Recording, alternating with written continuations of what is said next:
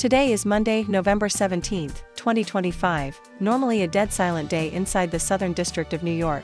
A day when the courtrooms stay locked. The judges stay home, the clerks switch off their phones.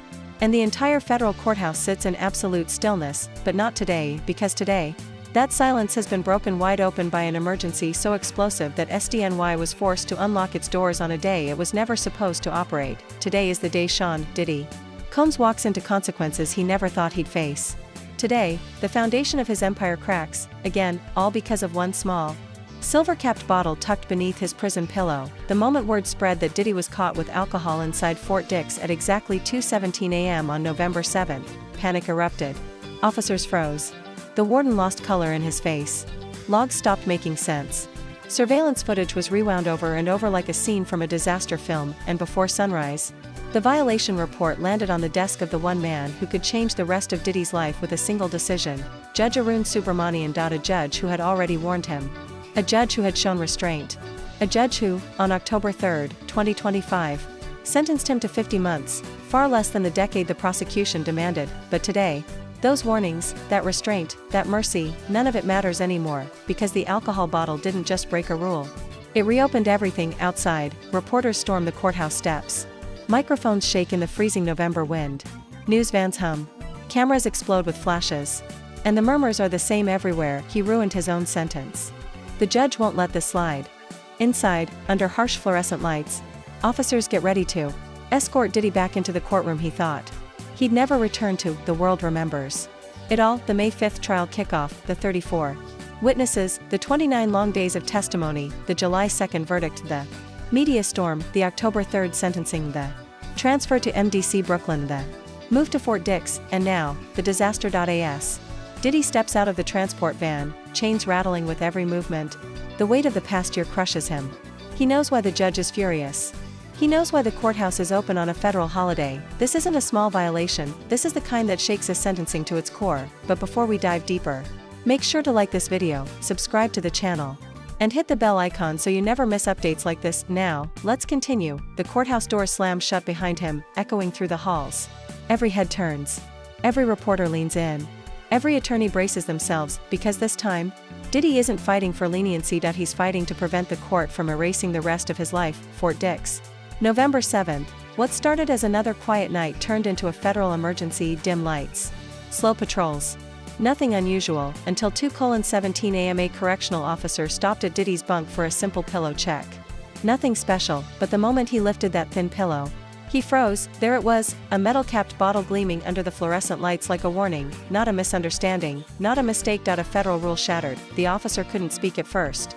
He just stared at the bottle, something that had no business existing inside a maximum security prison. Something that had slipped past cameras, pat-downs, and metal detectors. Finally, he lifted it, the cold glass almost mocking him. Combs, get up. Diddy sat upright, eyes widening as soon as he saw what the officer was holding. He didn't deny it. Didn't argue. Didn't blink. He simply stared, hollow, knowing exactly what it meant. The officer called it in, contraband. High risk. Lock down the unit. Within minutes, silent alarms. Doors locking. Officers rushing. Supervisors grabbing gloves and evidence bags. Photos taken. Notes written. The chain of custody created. Then came the questions, not for Diddy, but for the prison itself. How did it get in? Who was near his bunk? Why are the logs inconsistent? What does the footage show? Inside the surveillance room, officers played the footage again and again. 1:58 a.m., a shadow. 2:03. Someone near the cell door. 2:12. Movement at the mattress. 2:17. Discovery. The video didn't show a clear face, but it showed enough to escalate everything. The warden rushed in, shirt wrinkled, eyes wide. This is going straight to SDNY, he whispered, because alcohol in federal prison isn't just contraband. It's a grenade. By sunrise, the report was complete. By 7 a.m. it was on the judge's desk. By noon, prosecutors were preparing filings. By evening, analysts were calling it catastrophic. Meanwhile, Diddy sat in a small isolation cell, chained, silent, staring at the wall, whispering, how did it come to this?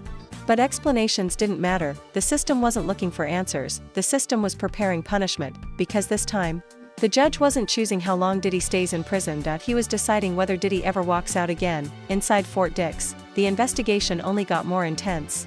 Officers moved like a tactical unit. Radios buzzed. Commands echoed. In the operations wing, senior staff gathered around screens replaying the same sequence. Run it again, a supervisor demanded. The footage showed movement near Diddy's space, something entering the cell that never should have been there.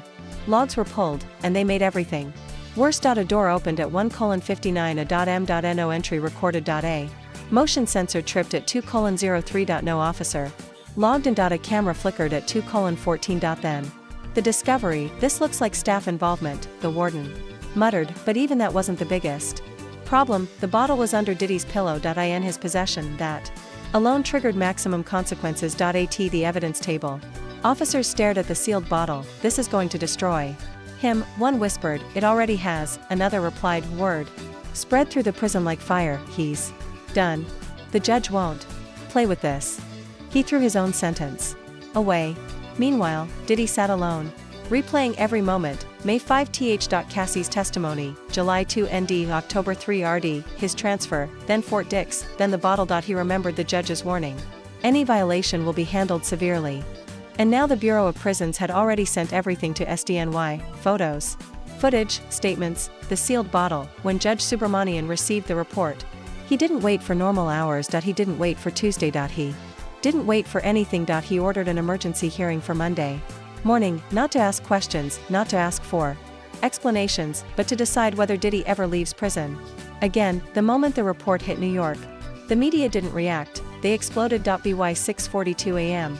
the first outlet leaked it. By 6:47, every major network had gone live. By 7 o'clock, thousands crowded the courthouse steps, cameras lined the sidewalks, helicopters circled, drones hovered. Legal experts said the words no one wanted to hear. This hearing could end Diddy's life outside prison. Inside SDNY, a building meant to be silent on Mondays roared to life. Scanners switched on. Clerks rushed in. Prosecutors prepared documents. Assistants whispered updates. The judge's chambers glowed with early morning light. Judge Subramanian stood at the window, staring down at the massive crowd. Reporters, protesters, supporters, critics. In his hand, the violation report, the bottle, the photos, the logs, the timestamps. This isn't a minor violation, he said quietly. This is a direct challenge to federal authority. He ordered a full staff, full courtroom. No delays. No excuses. Reporters pressed against the glass. Cameras pointed at doors. News channels played old footage from the trial. Analysts reviewed the timeline, and across the city, one chilling statement repeated again and again: the judge can legally vacate the 50-month sentence and open the window for a life sentence. Outside, some held signs defending him. Others demanded maximum punishment, and inside, the court prepared for the hearing that could redefine everything. The underground garage of the SDNY courthouse felt colder than steel, an icy chill that crawled across the concrete floor. But for Diddy, stepping out of the transport van in chains, that cold was nothing compared to the terror twisting inside his chest.